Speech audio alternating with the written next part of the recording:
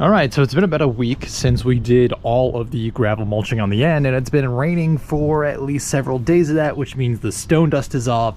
This is the actual color it's going to be, and I think this really pops. This is looking really good. Coverage is good, and we had exactly enough to do everything here as well as everything on the side of the house. But as you can tell, we still got some cleanup to do. So that said, let's get to it. Alright, so everything we've done up to this point of the project has made it quote-unquote completed. This is where we're really going to finish it. This is where we're going to bring everything together, and we do that by just cleaning it up and making everything look pretty. Now, as you can see, just looking around here, I spilled a lot of gravel when I was filling the backfill of those first couple tiers of the retaining wall. I've got a lot of dirt that's kind of flung everywhere on these walkways. There's a lot of cut off end pieces and scrap blocks of wood that we got to clean up, as well as some pieces of plywood that we were using to help us do that backfilling. Now, there are a couple other projects or a couple future things that I know we're going to need some of this wood for, but the reality is a lot of these are going to be too small to do anything with, so we have to understand what's going to be usable in the future and what's going to just be thrown out because it's too ugly or it's not long enough and therefore it will become firewood. The big determination of that is one, the condition of these pieces, and two, how long they are, because quite frankly, if they're not long enough, I can't use them. So with that, the big plan for today is to sort through all those pieces, try to put the usable ones to the side. Any of the tools or materials that we don't need but that I can use in the future and that I have a planned use for, those are going to get moved down into my basement so they're not in the yard anymore. Then we have to pick up all of the gravel, all of the dirt, and all of these weeds that are all over the walkway and the edges of the yard that are really making this look a little bit messy, because quite frankly, over the course of this project, I've kind of let those things go, and even in the places where we weren't working on, you can see there's a bunch of grass and weeds and stuff that are overgrowing onto the walkway. So really, that's the name of the game today. It's just cleaning up absolutely everything we can to try to make this thing look presentable, because really this project isn't truly complete and we cannot truly enjoy this with all the work we've done until we have that cleanup completed. None of this part of the project is particularly complex. I'm using a flat transfer shovel to scrape up the walkway as best as I can and to try to get as much of that gravel that I spilled. I'm using that same shovel to scrape up all the overgrown portions that are going onto the edge of the walkway, and other than that, I'm just pulling out any weeds around the perimeter of the yard, off the staircase, off of the back fence, and I'm bagging all of that using these yard bags to form myself a beautiful pyramid that's going to go in my front yard where the gravel pile used to be. Now, fortunately, my town does yard waste pickup, so I don't have to worry about moving all of these beyond taking them over to the curb. Otherwise, they would have gone straight onto my trailer because I don't trust these bags to hold up if it were to rain a single time. But with all this said and done, as you can see us progressing today, there is so much less visual clutter in this yard. It makes it look so much more presentable, even though we still have a few of those scraps up, and even though we haven't installed that back fence yet. Like I said before, we already had all of the construction and all of the gravel mulching done. We didn't really build anything today, and even so, the visual difference from the start of today to the end of today was probably a bigger difference than almost any other phase of the project other than when we physically built the retaining wall itself. That is how critical and how much of a difference this cleanup step makes, and I haven't even gone through and pressure washed this walkway yet. This is literally just picking up the debris. And jumping to real time, you can see that this is a night and day difference from what we had before. This looks so much better, and I am really excited that we have finally hit this point of the project. Now, obviously, I do still have a few tools to put away. I was planning to redo part of the walkway with those bricks. Those wheelbarrows have to go to the basement, and I've got to resolve this fence. But just taking this in for a second, this looks absolutely phenomenal. As a quick reminder, here's a jump back to what this whole thing looked like when we started this project. So let me just say, I am beside myself with this result. But we're still only at the 98% point because, as you can see here, my dog is still eyeing her escape every chance that she gets because we do not have that fence up. So for that, and for the last time, let's go into some finishing touches. Starting with trying to seed this yard, which I have no idea what I'm doing for this, but I just got some fertilizer and some seed base and I mixed them together because that's what the internet recommended. And using a seed spreader, I put this over the entirety of this beautiful dirt patch that we have, but I also reseeded the lower part of my yard just to try to thicken it up and have it match with the same species of grass, knowing that this is mostly weeds year after year. And while this photo does not look like a whole lot to you, this is weeks of watering, and this is the very first piece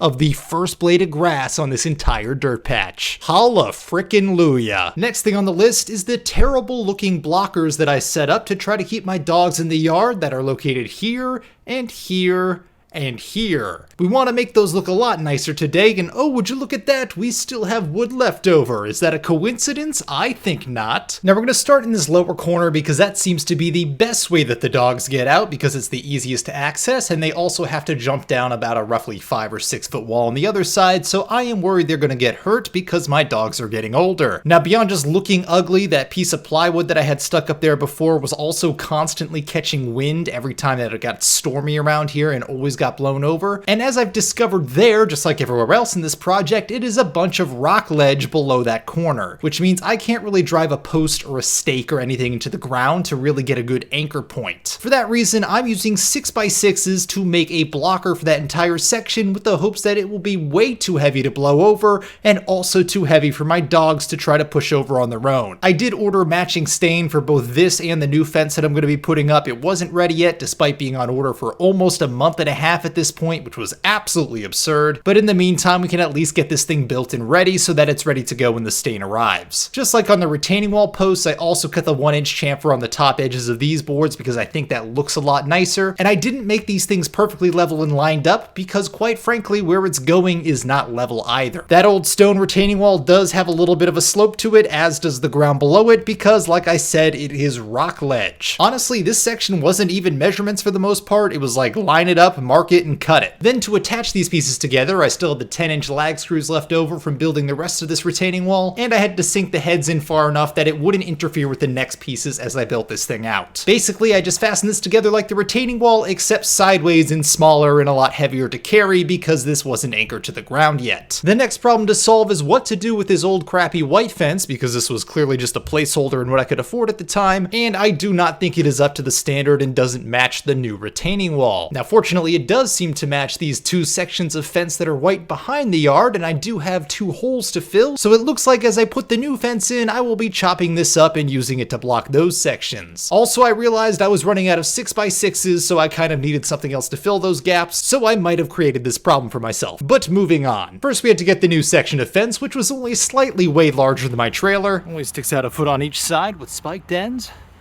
What could possibly go wrong here?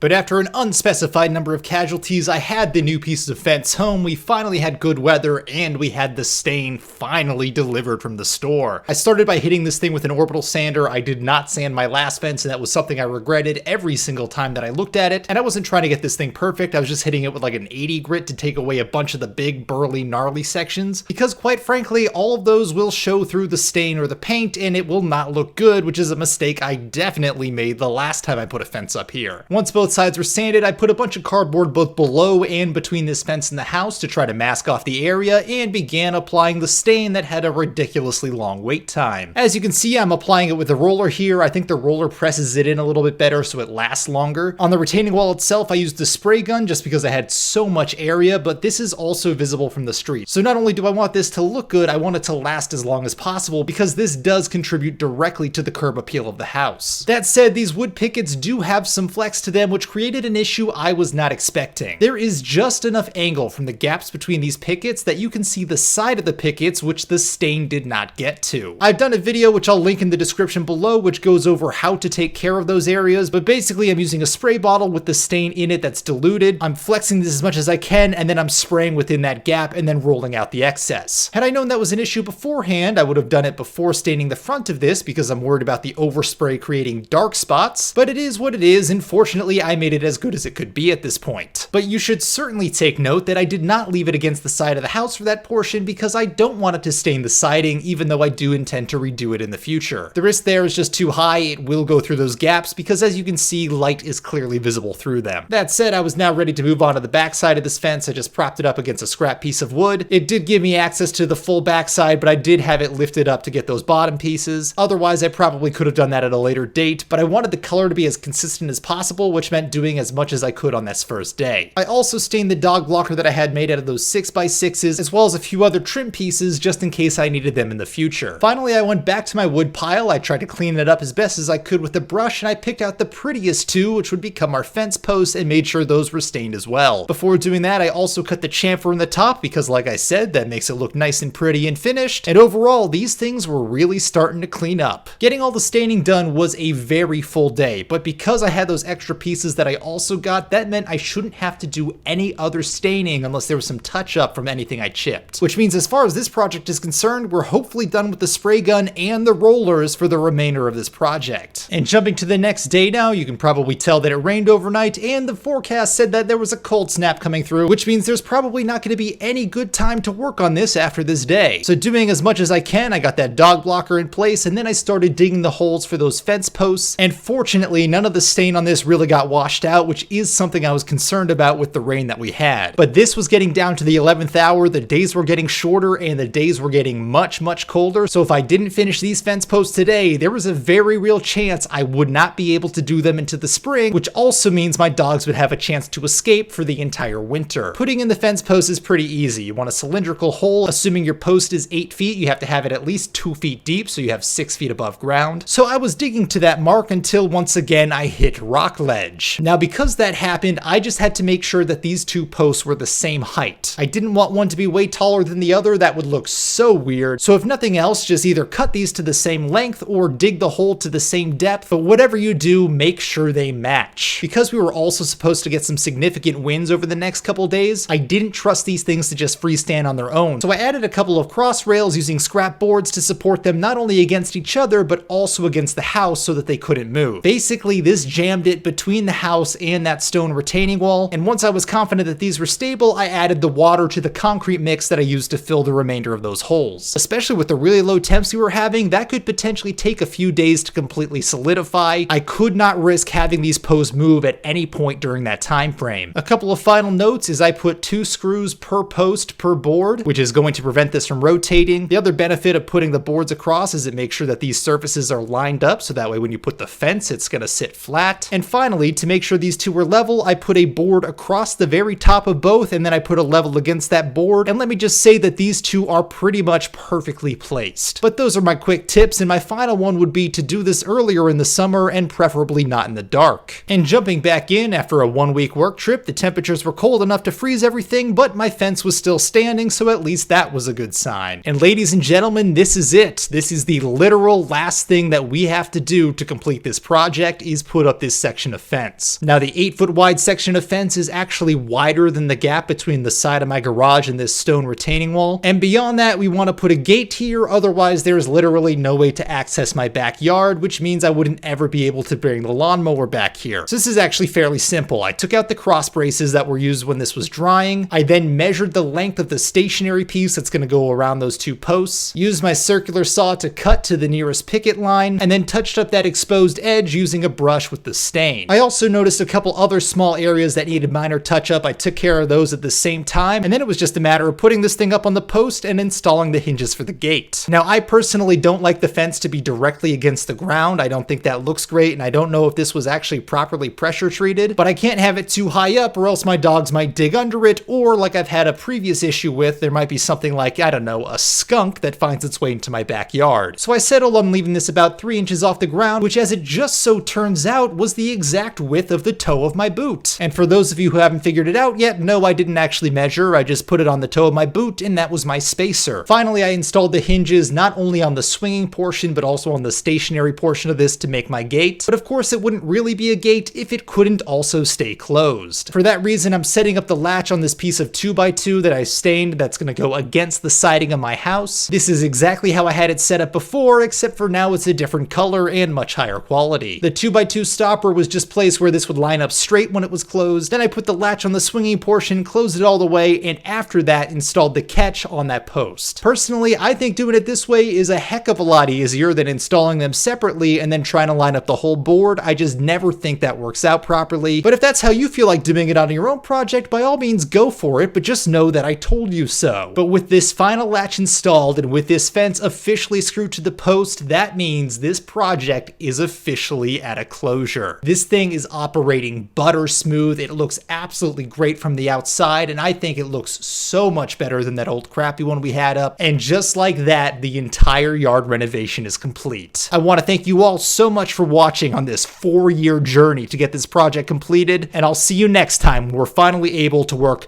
on literally anything else because I was so sick of this project!